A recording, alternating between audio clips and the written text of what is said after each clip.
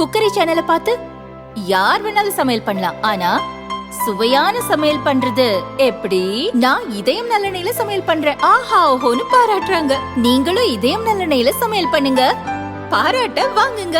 தினம் தோறும் வாங்குவே இதயம்.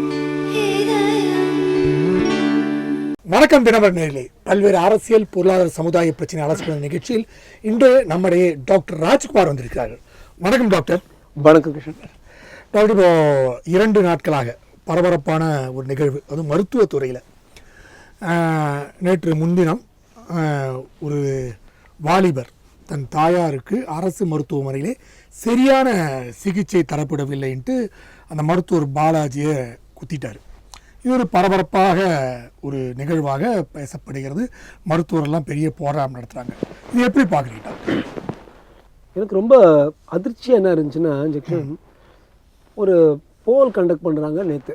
அந்த போலில் வந்து 5000 பேரோ 10,000 பேரோ கேட்டிருக்காங்க. யாரை நீங்கள் சப்போர்ட் பண்ணுறீங்க? எப்படி யாரை சப்போர்ட் பண்ணுறீங்க? நீங்கள் விக்னேஷை சப்போர்ட் பண்ணுறீங்களா, அதை குத்தினாலு, அல்லது குத்தப்பட்ட மருத்துவரை சப்போர்ட் பண்ணுறீங்களா? அப்போ பப்ளிக்கோடைய பதில்களில் என்ன பர்சன்டேஜ் நினைக்கிறீங்க வந்துச்சு? 18%, நியர்லி 1/5 விக்னேஷ் தான் நாங்கள் சப்போர்ட் பண்ணுவோங்கிற அளவுக்கு ஒரு ஒரு அனுதாப அலை, அல்லது இந்த ஸ்தாபன எதிர்ப்பாங்க, ஆன்டி எஸ்டாப்ளிஷ்மெண்ட், அது மாதிரி ஒரு மருத்துவர்கள் எதிர்ப்பு ஒரு அலை நம்ம கண் முன்னால் பார்க்குறோம். வேறு எனக்கு தெரிஞ்சு கடந்த 20 வருஷங்கள் நான் அது மாதிரி பார்த்ததே இல்லை. ஒருத்தன் வந்து கொலை பண்ணுறான். இப்போ வந்து சஞ்சய் ராய் ஆர்ஜிகரில் கொலை பண்ணான். அங்கே வந்து ஒரு போல் எடுத்து பார்க்க முடியுமா? அவங்க நீங்கள் இந்த சைடு சப்போர்ட் பண்ணுறீங்களா, இந்த பொண்ணு தப்பிச்சிருந்துச்சு வச்சுக்கோங்க. நீங்கள் போல் எடுத்து பார்த்தீங்கன்னா 100ல் 100 பேர் சொல்லிப்பாங்க அவன் வந்து பலாத்காரம் பண்ணது, குத்துனது தப்புன்னு. அந்த பொண்ணு அவனை அடுத்து முந்தின நாள் திட்டிருக்கலாம், தப்பாக பேசியிருக்கலாம். ஆனால் 100 பேர் சொல்லுவாங்க தப்பு. ஆனால் இங்கே வந்து 18 பேர் 100ல் நம்ம தமிழர்கள் சொல்கிறாங்க நாங்கள் இவருக்கு தான் சப்போர்ட் பண்ணுறோம். ஸோ நான் வந்து ஒரு 2 நாளாக பல சேனல்ஸில் பேசி கொஞ்சம் ஆராய்ச்சி பண்ணேன். அதுதான் இன்றைக்கி நேயர்கள்ட்ட சொல்ல போகிறேன். இவன் சரியா அவன் சரியா அதெல்லாம் விட்டுருங்க. இது எப்படி நம்ம தீர்ப்போம், எப்படி இதுக்கு வந்து ஒரு என்ன விடை? ஸோ டீட்டெயிலாக நான் கொஞ்சம் டீப் டைவிங் பண்ணி கொஞ்சம் ஆய்வு பண்ணியிருக்கேன். நம்பர் 1, அதே நாள் அன்றைக்கி சாயந்தரம் எவனோ ஒருத்தர் இன்னொரு மனநல மருத்துவர் என்ன கேட்டிங்கன்னா இவன் குத்துனவங்க கூட மனநல கேஸ் தான், பட் அட்டாக் பண்ணியிருக்கான். ஸோ இது வந்து ஒரு ரெகுலர் விஷயமாச்சு. அதை பற்றி ஜோக்கு, டாக்டர்ஸுக்கு கராட்டே கற்றுக்கொடு, இதுக்கு அது மாதிரி போயிடுச்சு. பட் வேறு எந்த நாட்டிலையும் நடக்காத ஒரு விஷயம். வேறு எந்த நாட்டிலையும் 53 மருத்துவர்கள் கொல்லப்படவில்லை, நோயாளிகளுடைய சொந்தக்காரர்களை. வேறு எந்த நாடுலேயும், அதுவும் இந்த பாவம் இவர் போயிருந்தாலும் 54 ஆயிருக்கும். ஸோ அந்த அளவுக்கு இந்தியாவில் நடந்திருக்கு. நம்ம வந்து அது வன்மையாக அதை கண்டிக்கணும். இல்லை டாக்டர், நீங்கள் சொல்கிறதுலாம் கரெக்டு. பட் என்னென்னா கவர்மெண்ட் டாக்டர்ஸ் தான் இதோட செயல்பாடுகளில் இப்படி செயல்படுறாங்க. ஏன்னா எல்லாமே ஏழைகள் அங்கே போகிறாங்க. நீங்கள் கவர்மெண்ட் டாக்டரில் போய் பார்த்தீங்கன்னா, நான் என்னோட சொந்த அனுபவம் சொல்கிறேன், மீடியானா ஒரு மரியாதை கொடுக்குறாங்க டாக்டர்ஸ் அங்கே, கவர்மெண்ட் டாக்டர்ஸ். ஆமாம், மீடியானா ஒரு மரியாதை தராங்க. அதில் நம்ம ஒரு பொலிட்டீஷியனாக மரியாதை தராங்க, ஒரு பணம் படத்தான மரியாதை தராங்க. ஆனால் ஏழைகள் அப்படின்னாலே அவரை மதிப்பது கிடையாது டாக்டர்ஸு. பெரிய அளவில் வந்து அவரை வந்து அவர் ஒரு நோயாளியாக மனிதனாக கூட மதிப்பது கிடையாது அப்படின்னு தொடர்ந்து குற்றச்சாட்டு இருக்கு டாக்டர். கரெக்ட். அது வந்து இப்போ வந்து நிறைய பேர் வந்து அந்த கமெண்ட்ஸ் வந்து, டாக்டர் நீங்கள் ஒரே ஒரு தரப்பில் மட்டும் பேசியிருக்கீங்க. நான் ஒத்துக்கிறேன், ஒரு சில நேரத்தில் வந்து கொஞ்சம் அப்படி வேர்ல்டுன்னு விடுறாங்க, இல்லை அப்படி கேஷில் பேசுகிறாங்க. இப்போ வந்து நான் என்ன சொல்கிறேன்னா, இப்போ இன்றைக்கி ஒரு டீன் கிட்டே பேசியிருந்தேன், தலைவர், ஒரு மெடிக்கல் காலேஜ் தலைவர். அவர் சொல்கிறார், ஆக்சுவலி 2 பேர்கிட்ட பேசினேன். அவர் சொல்கிறார் 60% பேர் தான் அங்கே வேலை செய்கிறாங்க, 40% அந்த சீட்ஸ் இன்னும் ஃபில்லப் பண்ணலைங்கிறாங்க. ஸோ இது வந்து ஒரு மேனேஜ்மெண்ட்டில் வந்து டிமாண்ட் சப்ளை மேட்சும்பாங்க. அதாவது தேவை வழங்கலுடைய ஒரு பொருத்தம். அந்த பொருத்தமின்மை, டிமாண்ட் சப்ளை மிஸ்மேட்ச் நடக்குது. 100 பேர் வேலை செய்கிற இடத்துல 60% வேலை செஞ்சிட்ருக்காங்க. ரெண்டாவது, இப்போ நீங்கள் எப்படி தான் அந்த ஆளுங்க உட்காருவாங்க? நான் பிஜிஸ் உட்கார சொல்லுவேன். அதாவது கற்றுக்குட்டி பசங்க, அப்போ தான் 10 இன்னும் சர்ஜரி 3 வருஷம் இருக்குது, முதல் வருஷமே எப்ஸ்மா நீ அங்கே போய் நில்றான். அப்போ இவன் வந்து அப்போ தான் கற்றுக்குறான் அவங்க ஆளுங்களை பார்த்து எப்படி மருத்துவர்கள் வந்து எப்படி நோயாளிகள்கிட்ட பேசுகிறாங்க. அவ்வளோ ஒரு ஜூனியரான பசங்க போட்டால் அவங்க எப்படி கேட்பாங்க? அப்படின்னா இன்னும் கொஞ்சம் ஆழம் பாரு. இது பேர் ரூட் காஸ் அனாலிசிஸ். வாங்க நேர்களையும் கூப்பிட்டு போய் நிறுவனத்தில் ஒரு அட்மினிஸ்ட்ரேஷன் பண்ணால் ரூட் காஸ் அனாலிசிஸ்பாங்க ஐஏஎஸ் ஆஃபீஸர்ஸ். எதனால் வந்துச்சு? Supply demand mismatch. அப்புறம் நின்று போங்க, ஏன் எதனால் வந்துச்சு? ஏன்னா வந்து அங்கே இருக்கிற ஆட்கள் வந்து வேலை செய்ய மறுக்கிறாங்களா அல்லது வேலை கிடைக்கல. ஏன் வேலை கிடைக்கல? எந்த ஒரு நிறுவனத்துலேயும் ஒரு இன்ஃபோசிஸாக இருக்கலாம், சிடிஎஸ்ஸாக இருக்கலாம், ஹியூமன் ரிசோர்ஸ் டிபார்ட்மெண்ட் இருக்குது, ஹெச்ஆர்டி. அவங்க வந்து இப்போ அந்த ஒரு பர்டிகுலர் மருத்துவர்கள் இல்லைன்னா கரெக்டாக அவங்க போடணும். இல்லை தமிழ்நாடு மெடிக்கல் இதில் வந்து எப்படி இருக்குன்னா, அந்த ஹெச்ஆர்டி மட்டும் தனியாக மூவ் பண்ணி மெடிக்கல் ரெக்ரூட்மெண்ட் போர்டுன்னு போட்டிருக்காங்க. ஒரு வேளை கொஞ்சம் அது திறன் ஆற்றல் பெட்டராக இருக்கிறதுக்கு போட்டிருக்கலாம். ஆனால் அது ஃபங்க்ஷன் பண்ணுறது அவங்க அப்பப்போ இந்த மெடிக்கல் ரெக்ரூட்மெண்ட் போர்டு எக்ஸாம் வைப்பாங்க. அடுத்த பரீட்சை பார்த்திங்கன்னா இப்போ ஜனவரியில், இப்போ நாம் நவம்பரில் இருக்கிறோம். இப்போ நவம்பர்லேருந்து ஜனவரி வரைக்கும் இந்த கடலூர், சிதம்பரம் அந்த பெல்ட்டில் வந்து 60% தான் மருத்துவர்களும் செவிலியர்களும் அங்கே இருக்கிறாங்க. இப்போ இது வந்து நவம்பர் டிசம்பர் என்ன மழை சீசன், ஜுரம் சீசன். நீங்கள் வேணால் பாருங்கள், எல்லோரும் நிச்சயமாக ஜுரத்தோட சின்ன பிள்ளைங்க நிறைய பேர் அட்மிட் ஆக போகிறாங்க. அப்போ வந்து மருத்துவர்கள் வந்து 60% பற்றாக்குறை இருக்குது. அவன் எவ்வளவு தான் பண்ணுவான், அவன் மனுஷன். இங்கே பார்க்குறான்னா அங்கே பார்க்குறான். நீங்கள் சொன்னீங்களே, நான் ஒரு மருத்துவம் வச்சுக்கோங்க, எனக்கு முன்னால் ஒரு பொலிட்டிஷியன் வரான், ஒரு அரசியல்வாதி 100 பேரோட வரான், வராரு வந்து பாருங்கன்னு சொல்கிறாரு. ஆனால் அவரை பார்ப்பேன்னா, அல்லது ஒரு கேமரா வச்சுக்கிட்டு ஒரு ஆளுங்க வராங்க மீடியா, அப்போ இவங்க நம்ம போட்டு தொலைச்சிடுவாங்கன்னு ஒரு பயம் இருக்கா? அல்லது ஒரு ஆட்டோ டிரைவர் ஒருத்தர் வந்து வெயிட் பண்ணிருக்காரு, அந்த ஆட்டோ டிரைவரை வந்து நம்ம கொஞ்சம் நேச்சுரலி, இது வந்து மனித தன்மை, நானும் பிறப்பக்கும் எல்லா உயிருக்கும் சிறப்பக்கா செய்யும் தொழில் வேற்றுமையான்னு சொன்னார் பார்த்தீங்களா? சிறப்பு ஒவ்வா செய்யும் தொழில் வேற்றுமையான்.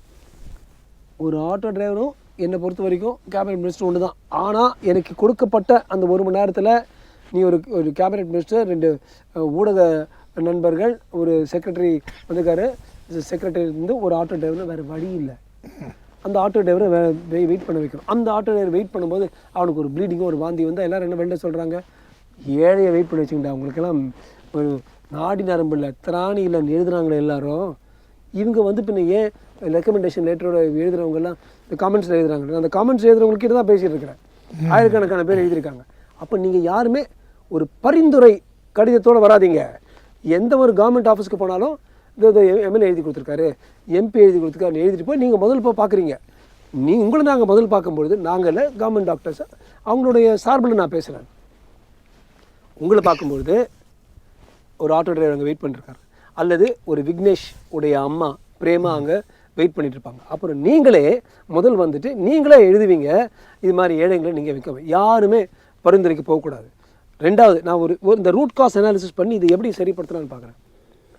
பார்த்தீங்கன்னா கவர்மெண்ட் ஸ்பெண்டுனா யூஎஸ்ஏல பார்த்தா 17.3% ஜிடிபி வந்து ஹெல்த் கேர் சுகாதாரத்துக்கு வச்சுருக்காங்க. இந்தியாவில் வந்து 3-5%, தமிழ்நாட்டில் வந்து 3%, 3.4, 3.2 இப்படி தான் இருக்கும். 17% எங்கே இருக்குது, 3.25% எங்கே இருக்குது.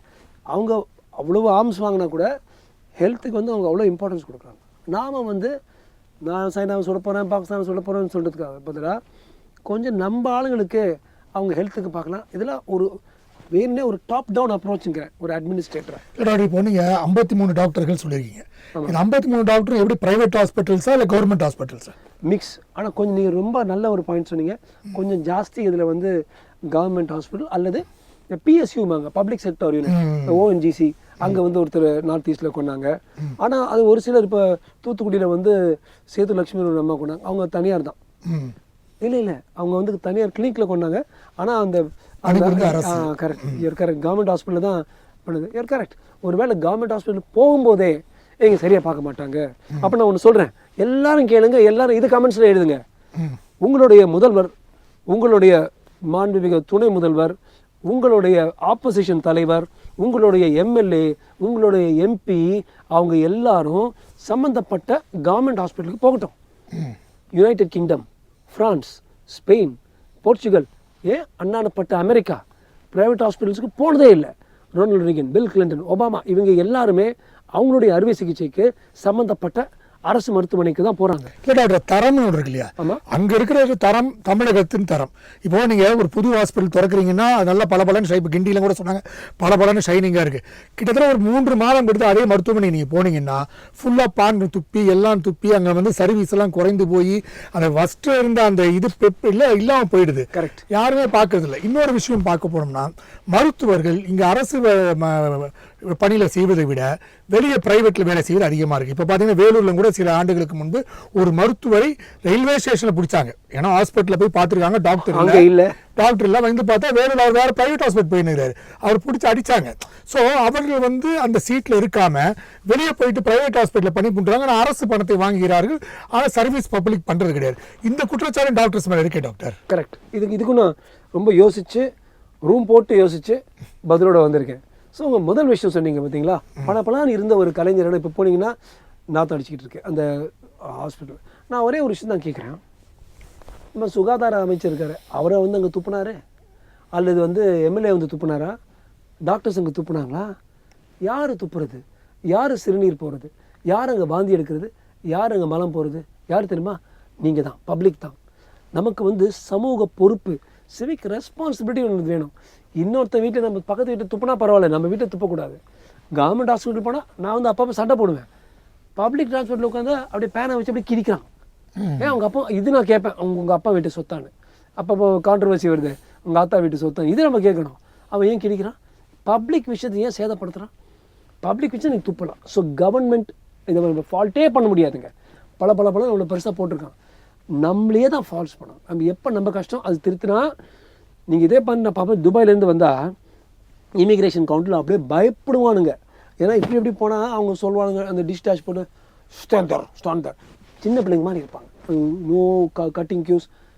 அதே இங்கே வந்து இறங்குது ஃப்ளைட்டு, இங்கே இமிக்ரேஷனுக்கு போனால் அந்த வயர் இருக்குல்ல, ரோப் இருக்குல்ல, அது தூக்கி அது அடியில் பூந்து இந்த ஒரு ஒன்றுமே இல்லாமல். அதாவது நம்ம மக்கள் நினைக்கிறாங்க ஜனநாயகம்னா பொறுப்பு இல்லாமல் வாழ்வது தான் ஜனநாயகம்.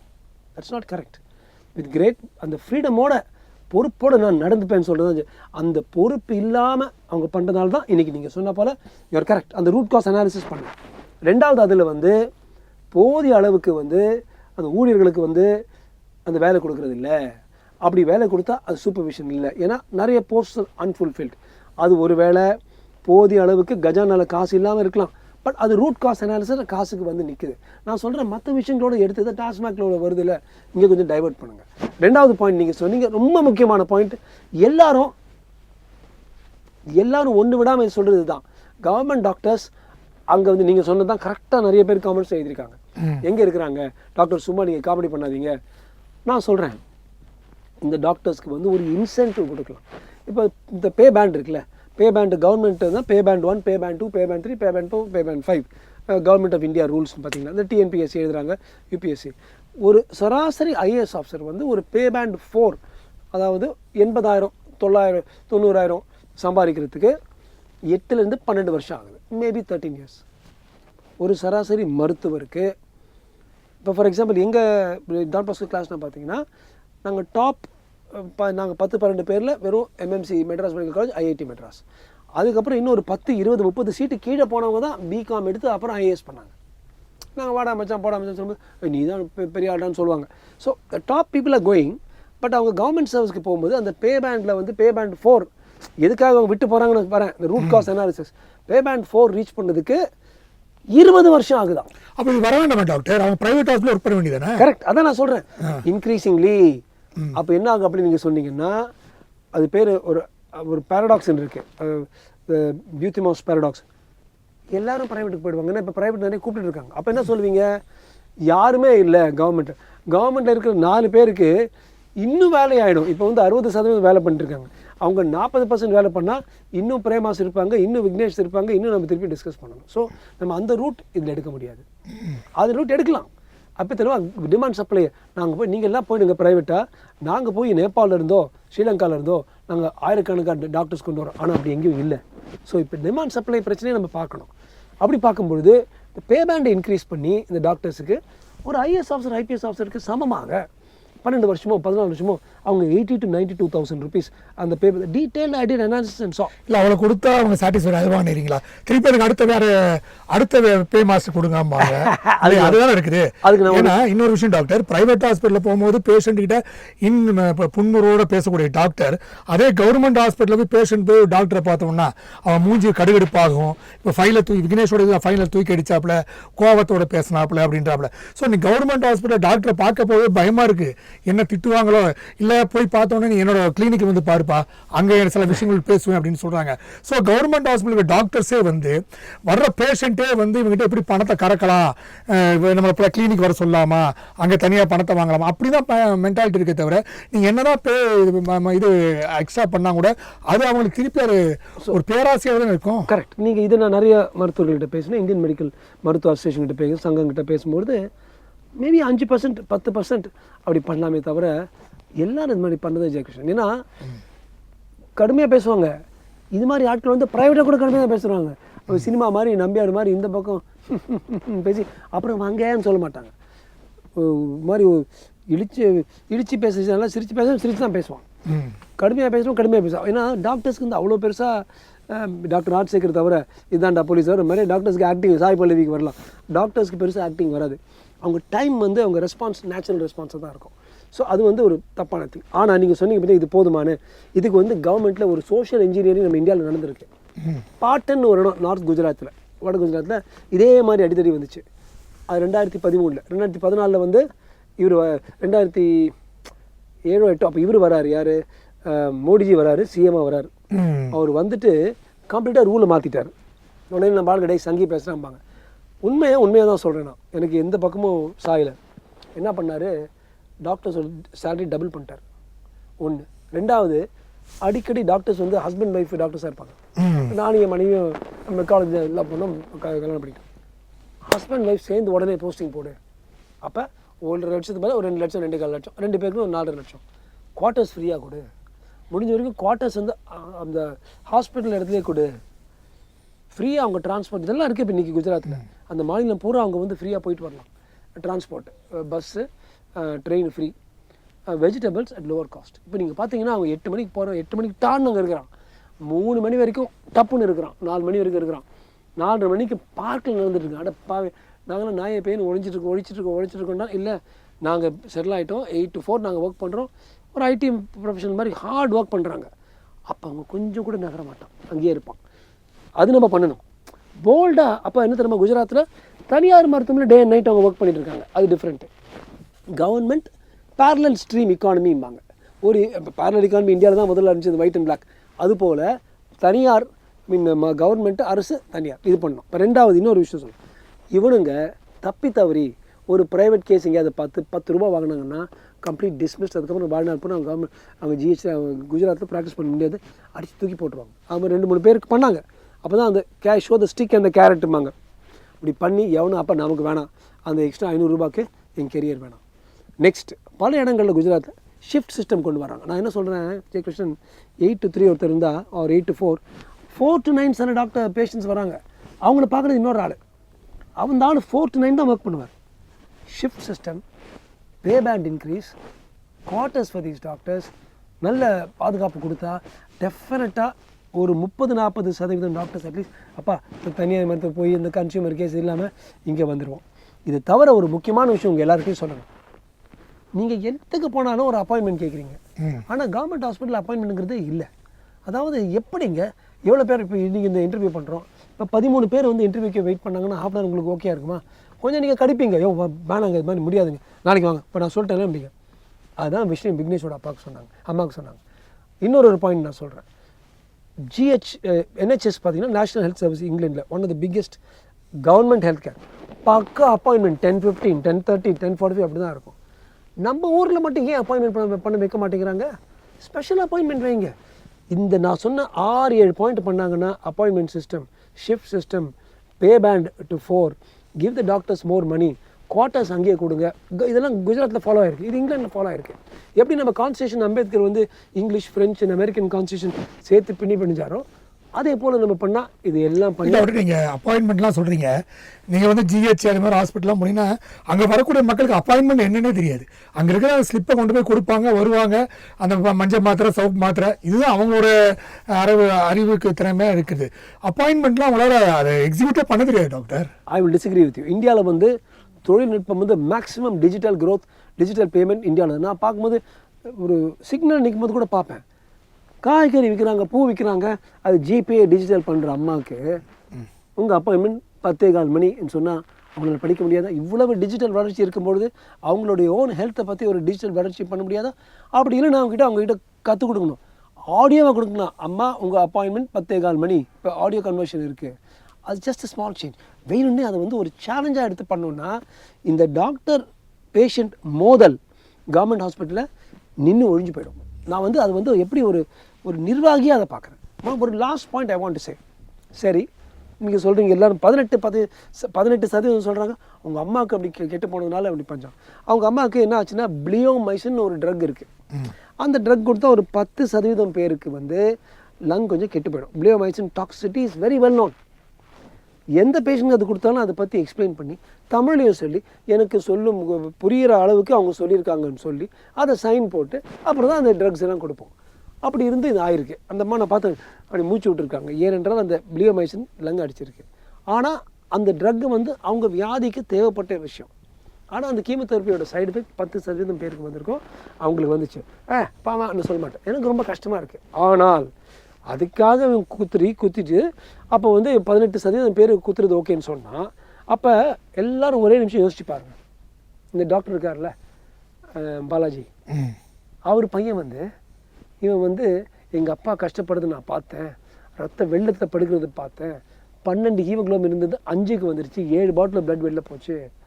நான் போய் விக்னேஷோடைய தம்பியோ அல்லது விக்னேஷோ நான் குத்திட்டு வந்தேன்னு சொன்னால் இதே மாதிரி 18% ஆமாம்ல அவங்க அப்பா வந்து ரத்த வெள்ளத்தில் கடந்தார்ல அவன் குத்திட்டு வந்து தான் சரியாக்குன்னு சொல்ல முடியுமா? இது வந்து பிசியில் 200 பிசியில் இந்த டைக்ரிஸ் யூஃப்ரட்டிஸ் ஈராக் இருந்துச்சுல, அப்போ கோட் ஆஃப் ஹமுராபிம்பாங்க. கண்ணுக்கு ஒரு கண், ஐ ஃபார் அன் ஐ. அதான் அழகா காந்தி சொன்னார், அண்ட் ஐ ஃபார் அன் ஐ. இப்படி பண்ணிகிட்டே போனால் it leaves whole world blind. எவனுக்கும் கண் இருக்காது.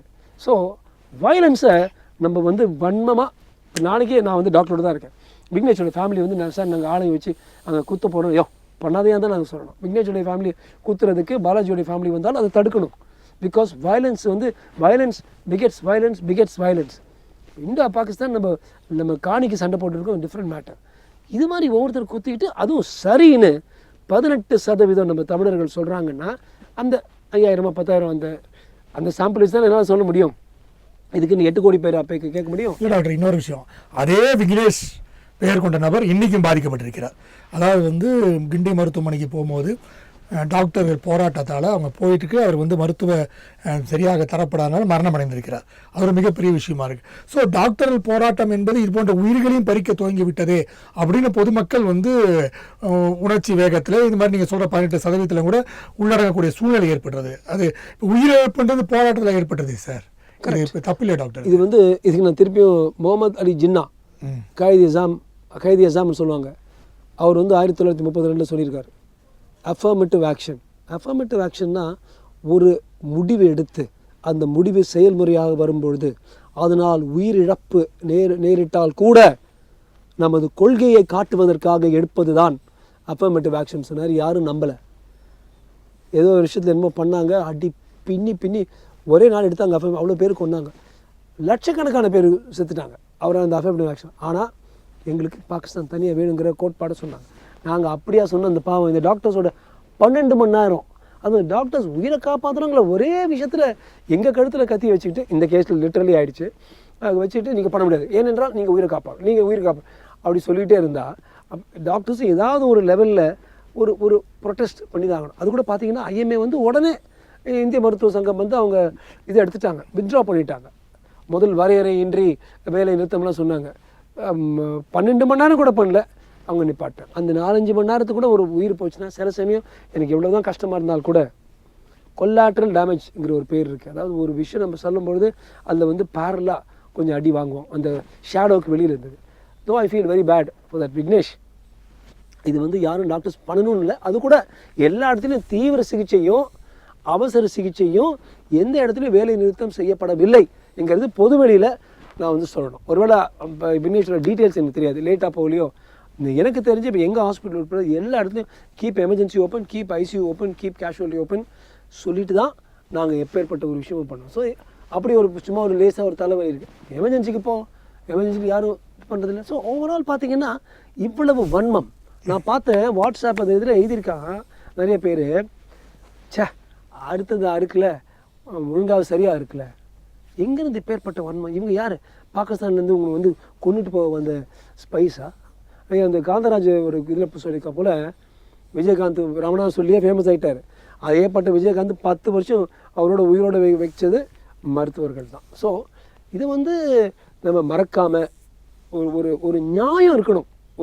ஒரு கோரிக்கையிலையோ ஒரு விமர்சனத்துலேயோ ஒரு சர்ச்சையிலையோ ஒரு நியாயம் இருக்கணும்னு சொல்லி 2 பக்கமும் ஒரு சில விஷயங்கள் இருக்குது. பட் இப்படி நம்ம நிர்வாகிகள் வந்து அந்த 2 to 3% வந்து ஒரு 4-5% ஆக்கி பே இன்க்ரீஸ் பண்ணி டபுள் பண்ணி குஜராத் மாடல். எனக்கு தெரியும் குஜராத் மாடல்னு சொன்னால் இங்கே சும்மா தெரிக்கும். பட் இந்த மேட்டருக்கு மட்டுமாவது நான் வேறு எதுக்கும் குஜராத் மாடல்னு சொல்ல, மருத்துவர்களுக்காக மட்டும். ஏன்னா தமிழ்நாட்டில் மட்டும் நீங்கள் பார்த்தீங்கன்னா தமிழ்நாட்டு மருத்துவர்கள் வெறுத்திருக்காங்க, ஜூனியர்ஸ் வெறுத்திருக்காங்க. நான் 2-3 ஜூனியர்ஸ்கிட்ட பேசினேன். 2 வருஷம் ஒர்க் பண்ண சொல்கிறாங்க சார், நாங்கள் ஒர்க் பண்ண மாட்டோம். ஏன்டா டே நீ 2 வருஷம் MBBSக்கு அப்புறம் ஒர்க் பண்ண? இல்லை சார் நான் 1 வருஷம் மட்டும் ஒர்க் பண்ணுறோம் சார். அப்போ இன்னும் ஒரு கடைசி பாயிண்ட்டு, அந்த எக்ஸ்ட்ரா 1 year ஒர்க் பண்ணுறதுக்கு இந்த டெம்பரரி அப்பாயின்மெண்ட் ஒன்று இருக்குது. டெம்பரரி அப்பாயின்மெண்ட் உங்களுக்கு கொடுத்து, சரி நீ முதல் 1 வருஷம் ஒர்க் பண்ணு, 2வது வருஷம் உனக்கு கொஞ்சம் எக்ஸ்ட்ரா காசு போட்டு உனக்கு டெம்பரரி அப்பாயின்மெண்ட்டாக போட்டு அதை வந்து உன்னுடைய சர்வீஸில் எடுத்துக்கோன்னு சொன்னால் இந்த பசங்களும் ஒர்க் பண்ணுறதா இந்த 3-4 பசங்களும் சொன்னாங்க. ஒரு மருத்துவ தலைவரும் சொல்லுவார். ஸோ இது முடிவில்லாத பிரச்சனை, இது எப்போவுமே போயிட்டே இருக்கும், அப்பப்போ மேலே ஏறும். நான் அதை ஒத்துக்க மாட்டேன். ஒழுங்காக உட்காந்து ஒரு 100 பேர் உட்காந்து பிரெயின் ஸ்டாமிங்னு சொல்லுவாங்க, உட்காந்து பண்ணால் இதை தீர்க்க முடியும். இனி ஒரு பிரேமாவும் வேண்டாம். ஏன்னா பிரேமா பிளியோமைசன் இருக்கிற வரைக்கும் அந்த பிரேமா மாதிரி வரதான் செய்வாங்க. ஆனால் இனி ஒரு விக்னேஷன் பாலாஜி அந்த இன்ட்ராக்ஷன் வேணாங்கிறது என்னுடைய கருத்து. கண்டிப்பாக டாக்டர், பல்வேறு கருத்துக்களை பகிர்ந்ததுக்கு மிக்க மகிழ்ச்சி. நன்றி டாக்டர். நன்றி ஜெக்ஷன். நன்றி நேரில் மீண்டும் அடுத்த நிகழ்ச்சியில் சந்திப்போம். அதுவரை நன்றி, வணக்கம்.